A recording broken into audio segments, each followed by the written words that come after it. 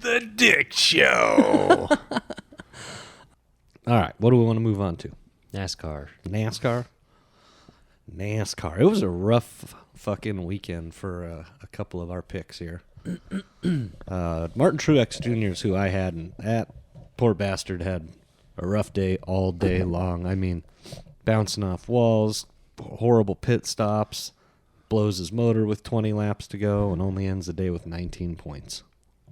Which is actually impressive considering that he blew his motor with 20, 30 laps to go and didn't even finish the race, and he still managed 19 points. Blew his wad, man. Well, that's my pick for this week.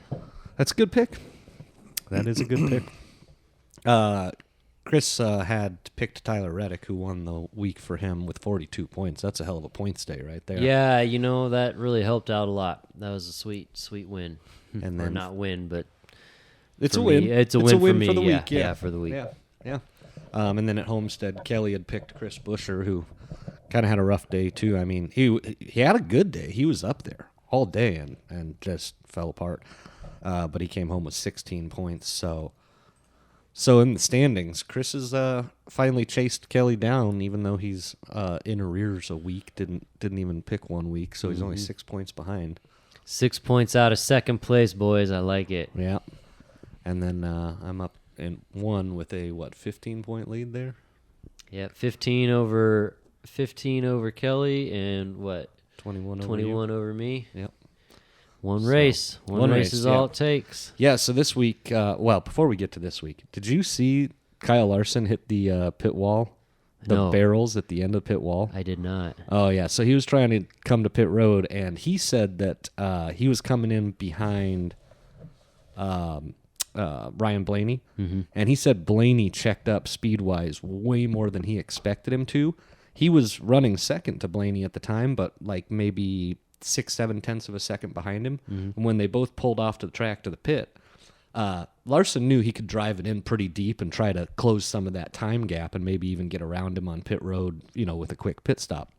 But you don't want to, come in at the same speed and not gain every advantage you can. So he was waiting until the last second to brake, but Blaney braked earlier than he expected him to. So he had to pull out to his right to avoid rear-ending him. And smash and the end barrels. wall was right there and all the barrels, and Larson tagged the barrels. Nailed and it. they were sand barrels too, not water. Oh, man. So that ended his day. His car was done after that. But yeah, it was a thankfully it was not a dead head on. He kind of caught it glancing the right side and it shot him back into pit road. But if he had hit that head on, that could have been nasty. Right. So yeah, he had a rough day, but he's already won. He won the previous week, so he's locked in. Now with the win this week, Christopher Bell's locked in. An Oklahoma boy. From Norman. I'd like to see, that's pretty cool. I hope he does well always, just because. Yeah. So this week we got Martinsville, and it is the last race, the cutoff before the Final Four at Phoenix. I know Kelly said he's taking Truex this week. Yep. Which I think is a great pick. I have not decided who I'm going with just yet, and in large part because there are only a handful of guys that I really think of as always dangerous at Martinsville, such as Denny Hamlin, who I've already used. So I was reading today, Ross Chastain won last year with an illegal move. No, so Christopher Bell won the race last year. What Chastain did last year was the Hail Melon is what they called it. He was running in, I don't remember, something in the neighborhood of 14th place or so. I think it was like 15 or 14. Yeah, mid. And he needed like 6 points to get into the Final Four. He was like 6 points behind Denny Hamlin. So when he got about halfway down the backstretch on the last lap, he just decided to turn his wheel to the right and hold the throttle down all the way around the corner instead of ever braking, and just let the car ring around the wall all the way around the corner, and he ended up passing like 7 or 8 cars doing that. But obviously the car was destroyed by the time he got to the finish line. So they call it a video game move, like to pick up the 7 spots he needed. That was the only way it was going to happen, Because you're only 2 wide at Martinsville? No, it's just it's a flat. It's a very flat half-mile track, so Yeah. there's really no like banking, and it's almost always single file around that place. It's very hard to pass anybody, but the track's wide enough for about 3 to 4 cars wide. So he just went up there, put it against the wall, and held the throttle down. He even upshifted. Like normally you'd be taking that corner in like second, third gear, maybe. He pushed it up into fourth or fifth gear and just flew around there. But subsequently, NASCAR has deemed that a move never to be made again. It is now illegal to do that. So Pussies. it had been tried before. I've seen Kyle Larson try it. I saw, there was somebody else that I saw try it, but the car didn't hold together long enough around the curve to make it happen. So It's really like track option too, you know what I mean? Like Yeah. you do it on the wrong track, obviously. And I did have an issue with it in the first place because, number one, I don't want that to be an available option to all drivers. Like, say you go to Phoenix the very next race for the final, and somebody does the same thing at Phoenix, like that's how they win a championship. That would be kind of shitty after a days long. Oh no, it would be kind of cool though. I don't know. It'd be kind of cool to see somebody go balls to the wall like that to win a championship, or they flip over, and then the guys get out of the car and run to the finish line. No, the other issue I What the fuck have. is this? Kelly ligging my nuts. All right. Who that is? Jeez, got me a compliment. Must be in your phone. No, it just pops up. Like sometimes now I get caller ID numbers where Really? it'll just have a name, but it's usually a spoofed number. Yeah. You know what I mean? So the other issue I had with the Chastain deal was safety issue.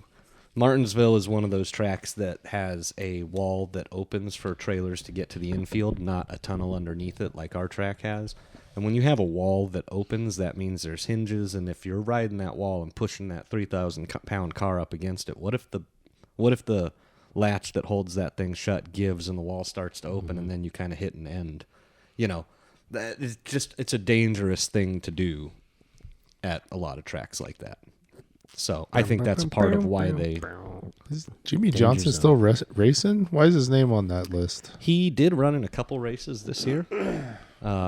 He is now part owner of the rebranded Petty team that is now Legacy Motor Club. So he races every once in a while. In If you go down those lists sometimes, like in yeah. the picks, it's got some pretty interesting names in there, like guys that obviously you're not gonna pick or that aren't even in the race. like but when you, JJ Ailey, yeah, you know, you start looking at some of the names, you're Jacques like, Villeneuve. yeah, like when was the last time Jacques Villeneuve ran a fucking NASCAR race? I don't. You know, I can't even remember. Reed Sorensen. Yeah, Reed Sorensen. They've been gone a long time. Yeah, so yeah, it's an interesting list. John Nemechek, huh? John Hunter Nemechek. John Hunter. He's been killing it in the Xfinity series, Really? so he's gonna be moving up soon. Is that Joe's son? Mm-hmm. That's crazy. Front row Joe's? You crazy. Yep. Look, Boris Said's even on here, and Boris has Yeah, raced in. dude. Fucking Said head right here. Let's get that guy out on these tracks, man. I would love to see him run a Matt Kenseth's on here. street course. Oh, Kenseth. Yeah, so there's definitely some names on here that should be probably removed, but yeah. So anyway, I haven't made my pick because I'm having a hard time with. Well, who do you got left? Go to rank. Yeah, I mean Christopher Bell won it last year, so that might be a good choice. He's already locked in to the Phoenix final, so I mean, he's got nothing to lose. He's just here to win another race. You know what I mean? I got Bell. I got Harvick on my list of picks that I can make. Chastain, Keselowski, or Buescher out of the top 10. We're getting down to some of these good races. Like I want to use Harvick. I just don't know when I want to use Harvick. Still got Logano on the board to use at some point too. But those are guys that, like we've talked before on that Phoenix race, you know, I mean, pretty much whoever's in first or whoever's chasing for that cup, you got to, hopefully if you got them. Yeah, and that's kind of why I'm holding off on, let's say, Logano or even Kyle Busch. Mm-hmm. I haven't used them because They may win a Phoenix race. They may not be the champion, but they may win the Phoenix race. They're the kind of guys that always do good at Phoenix, so that might be my best option for that track. So that's why I'm hesitant to use them, even though they're not part of the championship 4. So yeah, I think Seabell might be my best option for this one, and that might be where I go. So I'll have Chris? to wait till qualifying. Yeah, you're gonna wait. Yep. All right. Yeah, I don't want to play my hand yet. You know what? I'm gonna lock that in now.